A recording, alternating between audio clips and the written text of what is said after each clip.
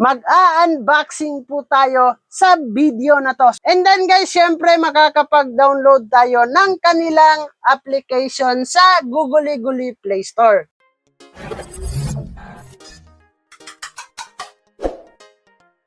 Hey, what's up mga bro? Another video, and for today's video guys ay meron pong dumating sa atin na isang box, no? Mag-unboxing po tayo sa video na to. So merong dumating po sa atin galing po ng SkyX po yan guys. So ito po yung ating package. So yan po, no, napakaganda po ng kanilang packaging dito. Hindi talaga masisira yung kanilang item po dito guys. So dito sa bandang likod, meron po siyang warning natin na mga pwede natin gawin and then mga hindi po natin pwedeng gawin sa portable weather station po natin. So ito po ay portable weather station, and then guys, meron po yung mga naglalaman dyan, no? Kung ano yung mga description na inside dito sa box na to, and then meron po tong kasama na isang Type-C charger. And then guys, wala nga tayo ditong solar. Sayang, no? Maganda sana kung meron tayong solar nito para hindi na po tayo magcha-charge, and then ilalagay na lang po natin siya para makapag-mina po tayo ng token nila dito. So yung token po nila dito guys is nano. So habang umaandar po yung ating portable weather station ay nakakapag-mina po siya ng nano token dito. So unboxing na po tayo guys, no? Dito po tayo sa loob. And then guys, paglabas dito ay nahulog. Ito pala yung screw. Pwede po natin to ilagay sa kahit sa ano, and then meron po tayong screw dito guys. So meron po siyang quick operation guide po dito, no? So sabi nga nila dito, please follow the steps in the orders 1, 2, 3, and 4. So ito po guys, no? Kailangan po natin unbox and check natin yung mga parts kung meron bang sira. Ensure nga natin all components are present. And then mount the station, install it, and open an obstructed location 5 to 6 feet above the ground nga to guys.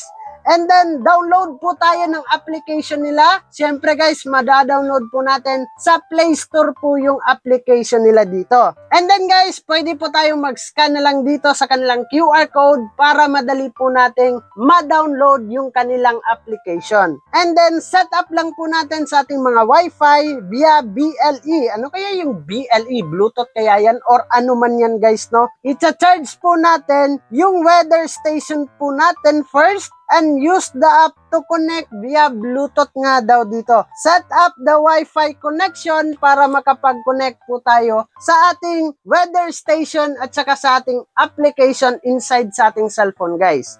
So, ito na po yung kanilang Type-C charging port guys. And then, ito na po yung ating weather station. Parang payong lang, no? So guys, dito po natin makikita kung umaandar nga ba or okay yung ating weather station. So, click lang po natin dito. May button po to guys, no? And then, okay, umaandar po yung ating weather station dito, portable. And then guys, syempre, makakapag-download tayo ng kanilang application sa Googly Play Store. So, ayan po yung kanilang application dito. And then, open na lang po natin. Click open. And then guys, nakapag-mina na po tayo. Meron na po tayong 100 nano dyan na token guys, no? And then, kung tayo ay magko-connect ng ating device dito sa ating application, ay dito po tayo sa device guys. Meron pong device dyan. And then, mag-open tayo ng Bluetooth guys, no, para makapag-connect tayo dito sa ating application at sa ating weather station, no? So, pagpasok dyan guys, napakadali lang i-set up, and then, makakapag-mina na tayo kusa. Kahit tayo po dito guys ay natutulog, pabayaan lang po natin ilagay kahit saan yung ating portable weather station. So ano pa yung inaantay ninyo guys? Kung meron kayong pira dito, no, na extra money, this is not advisable na kayo ay bumili. Nasa sa inyo yan kung kayo ay bibili at may extra. Wag lang tayong mangutang guys kasi baka hindi tayo papaldo dito, no? So ito na muna yung ating pag-uusapan for today's video patungkol dito sa ating portable weather station ng SkyX guys. So bago natin tatapusin ang video na to, kung bago ka lang dito sa ating YouTube channel, ay huwag kalimutang mag-click subscribe and click the notification bell para ma-update at ma-aware ka sa mga panibago nating i-upload na video. So this is me, Dong Ayan TV.